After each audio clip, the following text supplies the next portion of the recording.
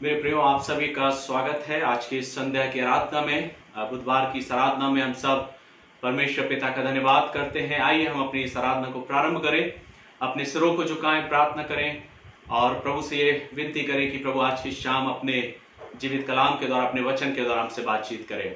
सर्वशक्तिमान पिता परमेश्वर, एक बार फिर से हम आपके पास आते धन्यवाद देते हैं आज की शाम की आराधना के लिए। प्रभु हम प्रार्थना और विनती करते हैं हमारी आज की मीटिंग के लिए प्रभु जी, और जितने भी हमारे प्रिय भाई बहन प्रभु इस माध्यम से जुड़ते हैं प्रभु, आज अपने जिंदा वचन के द्वारा प्रभु जी, जीवित कलाम के द्वारा आप हमसे बातचीत करें पिता।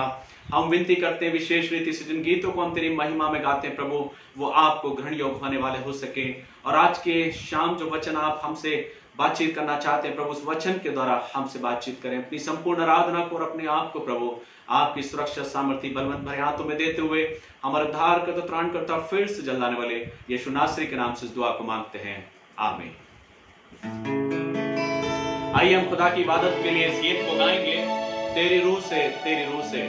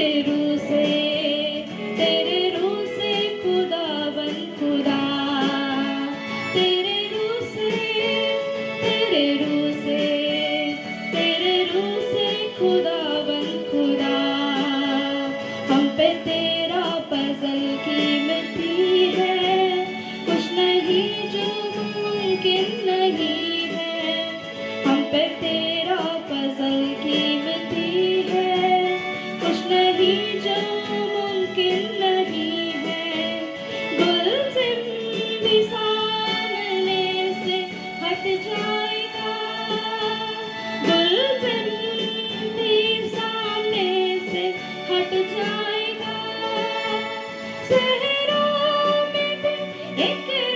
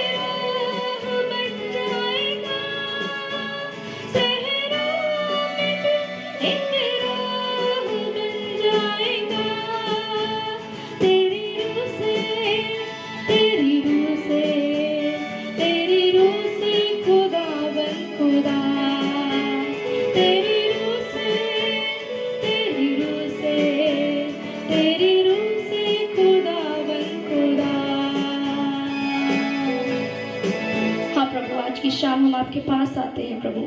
धन्यवाद करते हैं इस शाम के पहर के लिए, इस वक्त के लिए प्रभु जो आपने दिया प्रभु। धन्यवाद करते हैं पिता, होने दिया कि प्रभु आज की शाम हम प्रभु आपके सामने आकर प्रभु अपने घुटनों पर बल बैठकर प्रभु आपसे प्रार्थना विनती करने वाले हो सके। प्रभु आज की शाम प्रभु होने दीजिए कि आपके वचन से हम मनन करने वाले होते हैं तो वो हमारे ग्रहण जीवन में ग्रहण योग्य होने वाला हो सके, पवित्र आत्मा का कंट्रोल होने वाला हो सके। सारा आदर महिमा प्रभु आपको देते हुए खुदा यीशु मसीह के नाम से मांगते हैं, आमीन। मेरे प्रियो, आज की शाम आप सभी का स्वागत है। हम परमेश्वर का धन्यवाद करते हैं इस सुंदर वक्त के लिए और इस सुंदर समय के लिए जो प्रभु ने हमको दिया है। और आज की शाम में अपनी और आपकी शिक्षा के लिए जो पाठ और जो वचन लेकर आया हूं वो हमको मिलता है यशाया नबी की पुस्तक, उसका पहला अध्याय और उसकी 19वीं आयत। यशाया नबी की पुस्तक, उसका पहला अध्याय और उसकी 19वीं आयत में परमेश्वर का वचन इस प्रकार से कहता है। मैं आप सभी के लिए पढ़ दूंगा।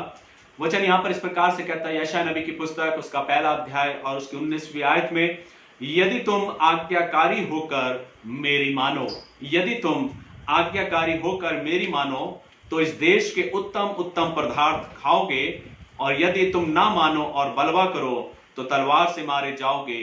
यहोवा का यही वचन है। और आज की शाम जिस आयत की ओर मैं आपका ध्यान केंद्रित करना चाहता हूं मेरे प्रियो, वो इस 19वीं आयत की ओर है, जहां पर वचन कहता है, यदि तुम आज्ञाकारी होकर मेरी मानो।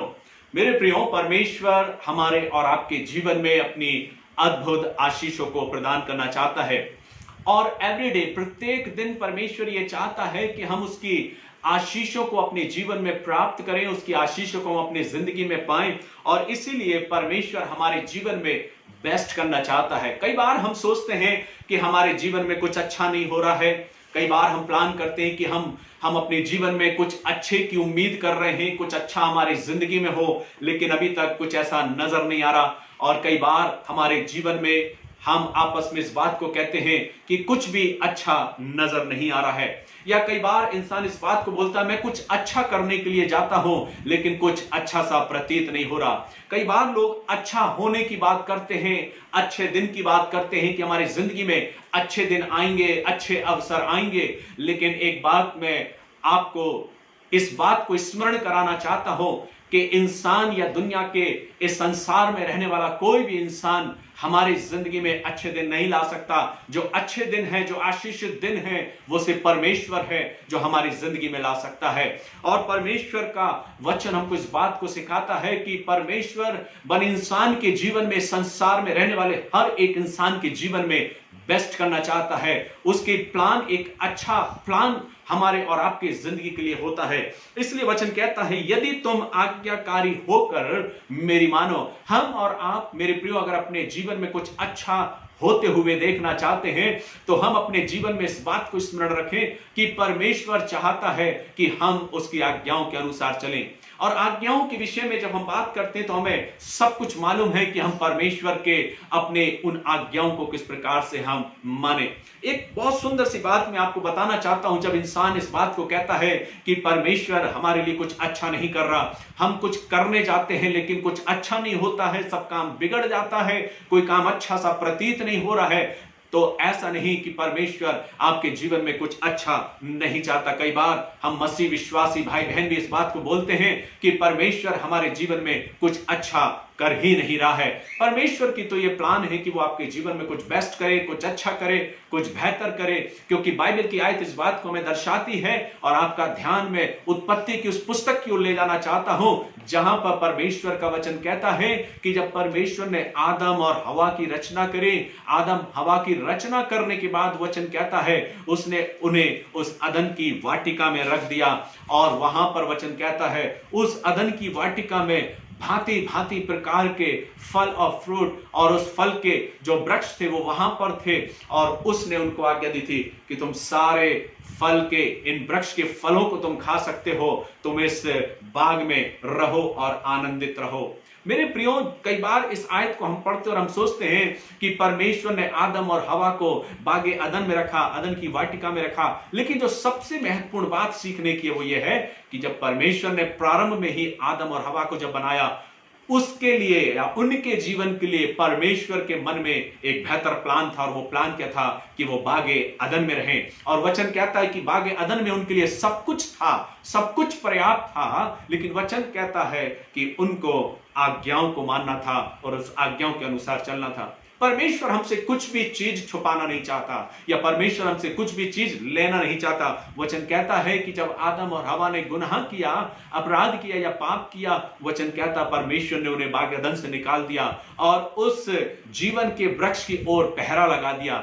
लेकिन जैसे ही हम प्रकाशित वाक्य की पुस्तक में जाते हैं, वचन कहता है परमेश्वर ने 99 फल खाने की उनको संपूर्ण रीति से आज्ञा थी, लेकिन जो एक फल छूट गया था, जो जिसके चारों तरफ परमेश्वर ने घेरा लगा दिया था, जो जीवन के वृक्ष का फल था, वचन कहता है द बुक ऑफ रेवलेशन, प्रकाशित वाक्य की पुस्तक में लिखा है, जो जय पाए उसे मैं जीवन के वृक्ष से फल खाने को दूंगा। वो परमेश्वर मेरे प्रियो जो मेरे और आपके जीवन के लिए बेहतर चाहता है, वो परमेश्वर जो मुझे और आपको आशीषित करना चाहता है, उसकी योजना में जो प्लान है वो मेरे जीवन के लिए बेस्ट है। लेकिन कई बार हम और मसीह परिवार के लोग, हम और आप मसीह भाई बहन जो मसीह विश्वास में आगे बढ़ते हैं, everyday church, every Sunday church जाते हैं, एवरीडे प्रेयर में बैठते हैं, प्रार्थना करते हैं, लेकिन उसके बावजूद भी कई बार हमारे मुख से ये शब्द निकल जाता है, परमेश्वर हमारे लिए कुछ अच्छा नहीं सोच रहा, परमेश्वर हमारे लिए कुछ अच्छा नहीं चाह रहा। लेकिन ऐसा नहीं है मेरे प्रियो।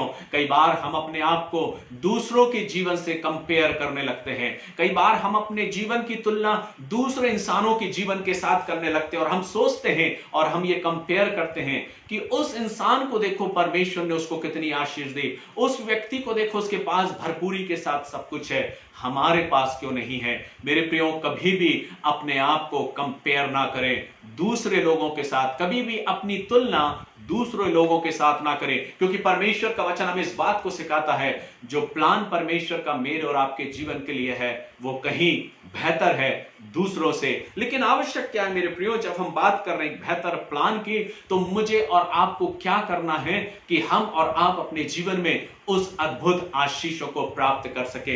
परमेश्वर के वचन में अगर हम इसी अध्याय की आयतों में जाएंगे, तो कई बार मेरे प्रियो हम जाने अनजाने में कुछ ऐसे गुनाह और अपराध कर देते हैं, या परमेश्वर की आज्ञा के अनुसार नहीं चलते, कि जो आशीष हम तक आती हैं वो कई बार रुक जाती हैं। और मैंने एक लंबी सी लिस्ट बनाई है परमेश्वर की बेचैनी और उसके दर्द के बारे में। परमेश्वर कितना बेचैन होता है, परमेश्वर को कितना दर्द होता है, इस बात का वर्णन यशायाह पहले अध्याय के 10वीं आयत से और 11वीं आयत से लिखा है, जहां पर वचन कहता है, यहोवा यह कहता है, तुम्हारे बहुत से मेल बलि मेरे किस काम के हैं, मैं तो मेढ़ों की होम बलि से और पाले हुए पशुओं की चर्बियों से अघा गया हूं। और मैंने इसको अंडरलाइन किया है, 11वीं आयत से मैंने अंडरलाइन किया है, और तकरीबन 8 ऐसी बातें परमेश्वर हमसे कहता है। मैं उस पर चर्चा नहीं करूंगा, बस मैं आपको कोटेड करूंगा, बताना चाहता हूं, और आप बाइबल में उसको अंडरलाइन कर लें। क्यों कई बार हम बेस्ट अपने जीवन में नहीं पा पाते परमेश्वर से, क्योंकि बाइबल बोलती है परमेश्वर को हम इतना बेचैन कर दिए हैं, या परमेश्वर की बेचैनी और दर्द इतना बढ़ गया है कि वो कहता है 11वीं आयत में, यशायाह पहले अध्याय की 11वीं आयत में, उसको अंडरलाइन कर लें और इस आराधना के बाद आप उसको पढ़ सकते हो उस अध्याय को। वचन कहता है 11वें पद में, मैं अघा गया हूं, उकता गया हूं, वचन कहता है। उसके बाद 11वें इसी पद में आगे वो कहता है, मैं बछड़े या भेड़ों के बच्चों या बकरों के लहू से प्रसन्न नहीं होता। वचन कहता है मैं अघा गया हूं, मैं प्रसन्न नहीं होता। उसके बाद 13वीं आयत में वो कहता है मुझे घृणा है। उसके बाद कहता है 13वीं आयत में मुझे बुरा लगता है, और फिर आगे कहता है 13वीं आयत में सहा नहीं जाता। अंडरलाइन करते जाए वहां पे। आगे वो कहता है जी से बैर रखता हूं, और फिर आगे कहता है बोझ जान पड़ते हैं, और फिर आगे कहता है उसके उकता गया हूं। ये सारे जो वर्ड हैं, ये जो सारी बातें हैं, ये इस बात को इंगित करती हैं कि कई बार हम और आप अपने जीवन से परमेश्वर को कितना अधिक प्रताड़ित कर देते हैं, कितना अधिक उसकी बेचैनी को बढ़ा देते हैं, क्योंकि वो परमेश्वर जो मेरे और आपके जीवन में आशीषों को चाहता है, बेस्ट चाहता है, कई बार हम उसकी आज्ञाओं की अवहेलना करने के द्वारा बेस्ट अपने जीवन में नहीं पा पाते। मेरे प्रियो, परमेश्वर ने आदम और हवा को बनाने के बाद अदन की वाटिका में रखा, जहां पे सब प्रकार के भांति भांति के फल लगे थे और उन फलों को खाने की आज्ञा परमेश्वर ने उनको दी थी। परमेश्वर ने आदम हवा को बनाने के बाद मरुस्थल में नहीं रख दिया था, रेगिस्तान में नहीं छोड़ दिया था। यह बात इस बात को दर्शाती है कि वो परमेश्वर मुझे और आपसे कितना प्यार करता है, और वो परमेश्वर जो मुझसे और आपसे प्यार करता है, वो परमेश्वर मुझे और आपको ये बात कहता है 19वीं आयत में, यदि तुम आज्ञाकारी होकर मेरी मानो। कितनी बड़ी बात परमेश्वर यहां कहता है, यदि तुम आज्ञाकारी होकर मेरी मानो। वचन कहता है जब हम परमेश्वर की आज्ञाओं का पालन कई बार नहीं करते, हम कह सकते हैं कि हम तो परमेश्वर की आज्ञा का पालन करते हैं, हम तो परमेश्वर के प्रति जैसा वचन कहता है उसके अनुसार चलते हैं, हम तो एवरी संडे परमेश्वर के भवन को जाते हैं, हम तो अपना टाइथ देते हैं, हम तो भेंटें अर्पित करते हैं, हम तो उपवास रखते हैं, बहुत कुछ आप और हम करते होंगे। लेकिन परमेश्वर का वचन क्या कहता है? परमेश्वर का वचन 15वीं आयत में हमसे और आपसे कहता है, जब तुम मेरी ओर हाथ फैलाओगे तब मैं तुमसे मुख फेर लूंगा, तुम कितनी भी प्रार्थना क्यों ना करो तो भी मैं तुम्हारी ना सुनूंगा, क्योंकि तुम्हारे हाथ खून से भरे हैं। अपने को धोकर पवित्र करो और मेरे आंखों के सामने से अपने बुरे कामों को दूर करो, भविष्य में बुराई करना छोड़ दो। कई बार हमको कितना अच्छा लगता है जब हम बैठते हैं, 3 या 4 इंसान बैठते हैं और आपस में बैठ के फिर चर्चा होती है। मैं उन चर्चाओं का जिक्र नहीं करूंगा, लेकिन हम और आप समझदार हैं, जब हम बैठते हैं, जब हम चर्चा करते हैं तो हम छोटी छोटी बातों में कई बार विफल हो जाते हैं मेरे प्रियो, और इसलिए हम उन ब्लेसिंग्स को, जो परमेश्वर की आशीषें हैं, उन आशीषों को अपने जीवन में हम रोक लेते हैं। तो क्या आज की शाम आप ये चाहेंगे कि आपके जीवन के लिए जो बेस्ट प्लान परमेश्वर ने किया है, जो बेस्ट योजना परमेश्वर की, जो अच्छे दिन हमारे और आपके जीवन में परमेश्वर लाना चाहता है, क्या हम उन अच्छे दिनों के लिए अपने आप को तैयार किए हैं या नहीं? मैं फिर आपसे कहना चाहूंगा, दुनिया का कोई इंसान आपके और मेरे जीवन में अच्छे दिन नहीं ला सकता, सिर्फ परमेश्वर है जो मेरे और आपके जीवन में अच्छे दिन ला सकता है, क्योंकि उसका वचन हमें कहता है, यदि तुम आज्ञाकारी होकर मेरी सुनो। अदन की वाटिका में भी क्या था? जब तक आज्ञाकारी रहे वे उन अच्छी अच्छी प्रकार की चीजों को खाते रहे, लेकिन जैसे ही उन्होंने आज्ञा मानना छोड़ दी या आज्ञा अवहेलना करी, वचन कहता परमेश्वर ने उन्हें उस अदन की वाटिका से बाहर कर दिया। तो सिर्फ आज की शाम मैं आपके और अपने ध्यान को इस ओर केंद्रित करना चाहता हूं कि हम अपनी जिंदगी को कुछ इस प्रकार से व्यतीत करें मेरे प्रियो, जैसा खुदा बाप हमारे जीवन में चाहता है। वचन क्या कहता है, वचन क्या बताता है, और परमेश्वर का वचन हमसे और आपसे इस बात को करना चाहता है और इस बात को बताना चाहता है कि हम अपने जीवन में वो सब कार्य करें जो परमेश्वर को भाते हों। हम अपने जीवन से तमाम सारी कड़वाहट को, तमाम सारी बुराई को अपने जिंदगी से हम दूर कर दें और अपने जीवन में परमेश्वर की ओर ताकते रहें, परमेश्वर की ओर अपने हाथों को फैलाएं और उससे कहें, परमेश्वर पिता, हमारे जीवन में वो आशीषें तू कायम कर जिन आशीषों की बात तूने अपने वचन में हमसे करी है। और तब परमेश्वर का वचन हमसे और आपसे इस बात को कहता है, तो तुम इस देश के उत्तम उत्तम पदार्थ खाओगे। आज हर इंसान अपनी जिंदगी में चाह रहा है कि देश की स्थिति सुधर जाए, सारा देश, सारी दुनिया, हमारा शहर, हर एक चीज सुधर जाए। हर जगह प्रार्थनाएं चल रही है, हर जगह लोग प्रार्थना कर रहे हैं, लेकिन आज अपने अंतर मन से सोचने की विचारधारा को पैदा करना है और इस बात को सोचना है, क्या हम एक मन और एक चित्त होकर प्रार्थना करने बैठ रहे हैं? क्या हमारे मन आज भी परमेश्वर के वचन के अकॉर्डिंग है? क्या हम परमेश्वर के वचन के अनुसार चल रहे हैं? आज की शाम सिर्फ यही आयत को आपके और मेरे लिए छोड़ना चाहूंगा या रखना चाहूंगा कि हम विचार करें, एक बार फिर से अपने आप का एनालाइज करें, अपनी जिंदगी के बारे में विचार करें। हम छोड़ दें दूसरे के बारे में चर्चा करना, हम छोड़ दें दूसरे के जीवन के बारे में बातचीत करना, हम छोड़ दें दूसरों के बारे में बुराई करना, हम छोड़ दें दूसरे के विषय में विचार करना। हम अपने जीवन की ओर निहारते हुए अपने आप को परमेश्वर की ओर रखें और इस 19वीं आयत के अनुसार जैसा परमेश्वर का वचन हमको कहता है, यदि तुम मेरी आज्ञाओं को मानोगे, यदि तुम आज्ञाकारी बने रहोगे, तब हर प्रकार की उन आशीषों को हम और आप अपने जीवन में पा सकते हैं। इसलिए मेरे प्रियो, अब से अपने जीवन में हम ये कदापि ना कहें कि परमेश्वर हमारे जीवन में कुछ अच्छा नहीं चाहता। वो परमेश्वर जो हमारे जीवन में सब कुछ बेस्ट चाहता है। कंपेयर ना करें अपने आप को दूसरे के जीवन से। ये ना कहें, कई बार होता है बच्चे और परिवार के लोग बोलते हैं कि देखो उनके जीवन को देखो या उनके परिवार को देखो। हम कंपेयर करते एक दूसरे के जीवन से। मेरे प्रियो, मैं आपको ये बताना चाहता हूं कि अपने आप को किसी से कंपेयर ना करें। अपनी तुलना किसी दूसरे इंसान से, दूसरे व्यक्ति से ना करें। आप जो हैं सो हैं। परमेश्वर ने आपको बेहतर बनाया है। परमेश्वर ने आपको उत्तम बनाया है। परमेश्वर की योजना आपके जीवन से बेहतर है। इस बात को सोचते हुए अपने जीवन में आगे चलें।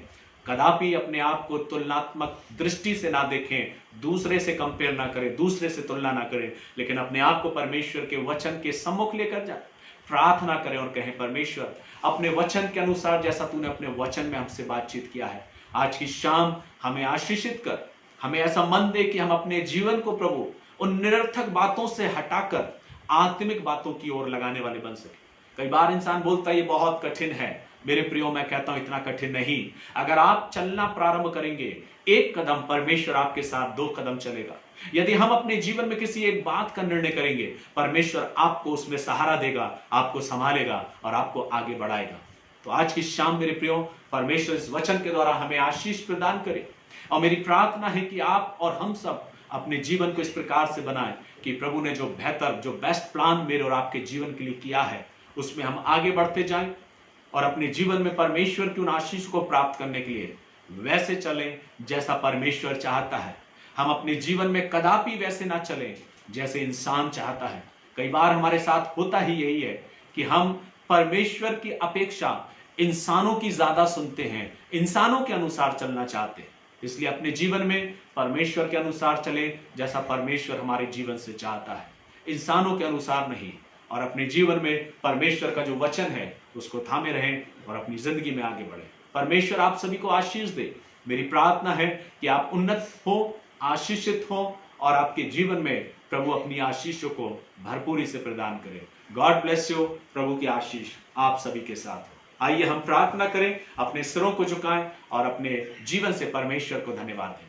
सर्वशक्तिमान पिता परमेश्वर, हम आपके पास आते हैं, धन्यवाद देते एक बार फिर से आज की शाम के लिए।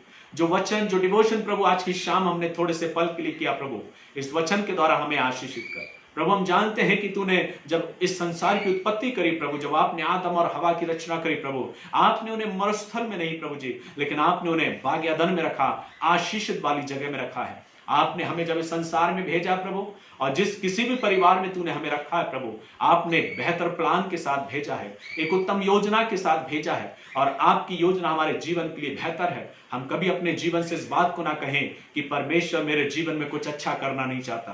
प्रभु आप हमारे जीवन में सदैव अच्छा करना चाहते हैं, लेकिन कई बार हम पिता परमेश्वर आपके अनुसार खरे नहीं उतर पाते। हम प्रार्थना करते हैं हमें ऐसा अवसर दें कि हम आपकी दृष्टि के अनुसार खरे उतरने पाएं और जो आशीष आपने हमारे लिए ठहराई है उसको हम पाने पाए। आपका दास होने के नाते आपके लोगों के लिए मैं दुआ करता हूं प्रभु, हर एक विश्वासी जनों पर आपकी आशीष हो, आपका अनुग्रह बना रहे, हर एक जन आशीषित रहने पाए प्रभु, और आपकी आशीष हमारे देश पर, हमारे लोगों पर, हमारे घरानों पर होने पाए। सारी बातों के लिए धन्यवाद देते प्रभु। जो समय, जो पल हमने बिताया उसके लिए हम आपको धन्यवाद देते। ये वचन प्रभु जी हमारे जीवन में पूरे सप्ताह भर कार्य करने पाए और हम इस पर मनन करने पाए और इसके अनुसार चलने पाए। सारी बातों के लिए धन्यवाद देते हैं। प्रार्थना हमारे उद्धार करता, त्राण करता और फिर से जल्द आने वाले यीशु नासरी के नाम से इस दुआ को मांगते हैं, आमीन। हम सब प्रभु की प्रार्थना एक साथ करें। हे हमारे पिता, आप जो स्वर्ग में हैं, आपका नाम पवित्र माना जाए, आपका राज आवे, आपकी इच्छा स्वर्ग में पूरी होती है वैसे इस पृथ्वी पर भी पूरी हो। हमारी दिन रोटी आज आप दे, और जिस तरह हमने अपने अपराधों को क्षमा किया वैसे आप भी हमारे अपराधों को क्षमा करें। हमें परीक्षा में न डालें परंतु बुराई से बचाए, क्योंकि राज, पराक्रम और महिमा सदा आपकी है, आमीन। अब हमारे प्रभु यीशु मसीह का अनुग्रह, परमेश्वर पिता का प्रेम, पवित्र आत्मा की संगति, सहभागिता और उसकी आशीष है आप सभी के साथ, आपके पूरे परिवार और घरानों के साथ, आप से लेकर हमारा उद्धारकर्ता प्रभु यीशु ख्रीस्ट के द्वितीय आगमन तक होती रहे, आमीन। Praise the lord, thank you so much, god bless you. प्रभु आप सभी को अपनी आशीष से परिपूर्ण करें, आनंदित रहें, खुश रहें और अपने जीवन से प्रभु की महिमा करें। खुदा ने चाहा तो हम रविवार की आराधना में फिर से मुलाकात करेंगे और परमेश्वर के वचन से आशीषित होंगे। तब तक अपने स्थानों में रहें, खुश रहें, आशीषित रहें, प्रार्थना करें और दूसरों को भी अपनी प्रार्थना में उठाएं। God bless you.